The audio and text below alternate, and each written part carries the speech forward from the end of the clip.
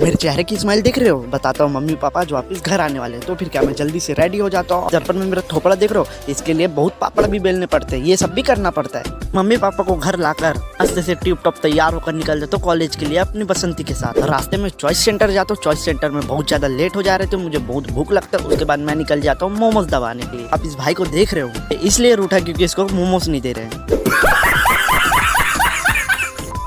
मोमोज दबाकर घर के लिए वापसी हो जाता हूँ और शाम को अक्का को बुलाकर उसके साथ कुछ ये बकर करता हूँ। राजा ऊपर की 32 नीचे की 36।